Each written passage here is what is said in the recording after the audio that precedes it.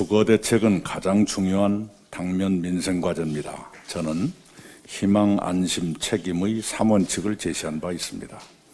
집을 처음으로 또는 새로 갖고자 하는 사람들에게는 희망을, 1가구 장기 보유 실거주자에게는 안심을 드리고 집으로 큰 돈을 벌려 하는 사람들에게는 책임을 지우자는 것입니다. 주거 수요는 과거보다 수준이 높아지고 내용이 다양해졌습니다. 생애 첫 주택도 살만한 좋은 집을 원합니다. 주택 보유자도 예전 집보다 더 나은 집, 가족 변화에 부응할 집을 갖고자 합니다. 일과 삶의 조화, 워라밸을 중시하는 사람들은 직장과 가까운 집을 찾습니다. 원하는 기간만큼 살 수 있기를 바라는 사람이 많습니다. 그렇게 고급화되고 다양해진 수요를 종래의 주택 보급률 개념으로 해결할 수는 없습니다. 우리는 예전의 부동산 정책에 대한 반성에서 새로운 접근을 시작해야 합니다. 집을 갖고자 하는 사람들에게 희망을 드리면서 다양한 주거 수요에 부응하는 주택의 공급을 확대하는 방안, 1가구 장기 보유 실거주자들에게 세금 등에서 안심을 드리는 방안을 중심으로 하는 정책을 마련하겠습니다.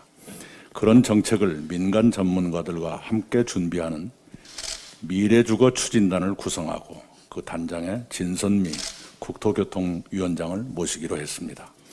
미래주거 추진단은 주거에 대한 국가와 지자체의 책임을 높이고 주택의 공공성을 확대하면서 국민의 불안과 불만을 덜어드리는 획기적 대안을 마련할 것입니다. 당장은 많은 사람들이 걱정하는 전월세 상황도 면밀히 점검하며 대응할 것입니다. 이를 위한 현장 점검부터 시작할 것입니다.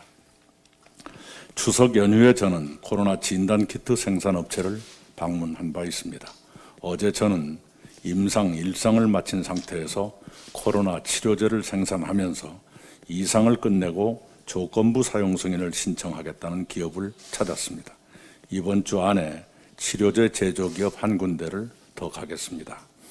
우리는 코로나 조기 진단과 광범한 진단에 성공했고 그래서 코로나를 안정적으로 관리할 수 있게 됐습니다.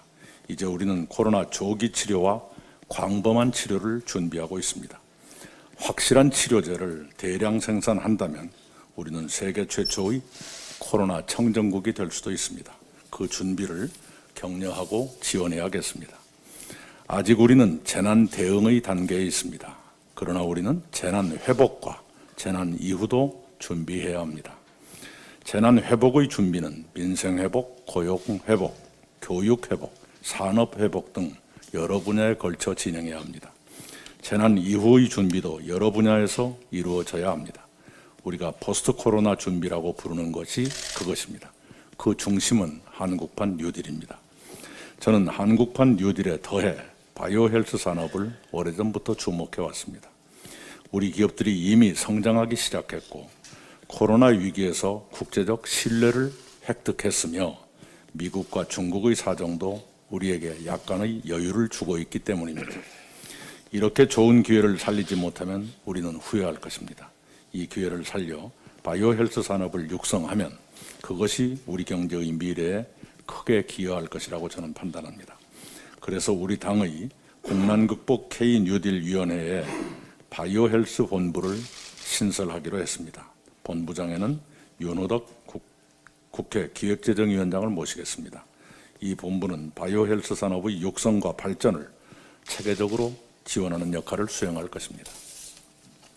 지난주 발표된 9월 고용지표는 코로나 재확산에 따른 고용 불안의 실상을 아프게 드러냈습니다. 숙박, 음식, 도소매업 등 대면 서비스업에서 특히 20, 30대 청년들의 취업자 감소폭이 컸습니다. 취업자 감소는 무려 7개월 연속으로 계속되고 있습니다. 사회적 거리두기가 완화된 뒤에 소비 지표가 회복세를 보이고 경제 성장률, 수출, 상장사 영업이익 등 몇 가지 지표들이 개선되고 있습니다. 경제 주체들이 좀 더 자신감을 갖고 임한다면 고용이 최저점을 지나 회복세가 시작될 수 있을 것으로 기대합니다.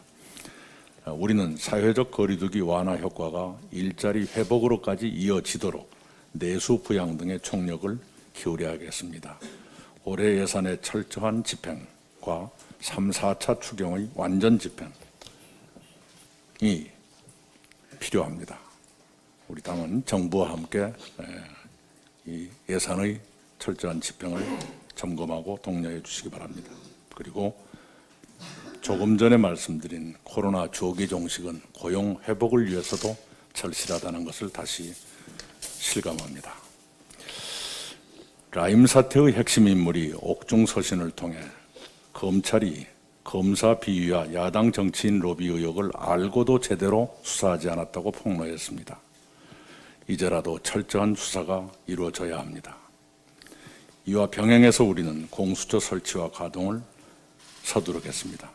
우리가 야당에 다시 제시한 공수처장 후보 추천위원 추천 시한이 일주일 남았습니다. 야당은 서둘러 추천해 주시길 바랍니다. 야당의 추천이 끝내 이루어지지 않는다면 국회법 절차에 따라 대안입법을 진행하도록 원내에서 준비해 주시기 바랍니다. 이상입니다.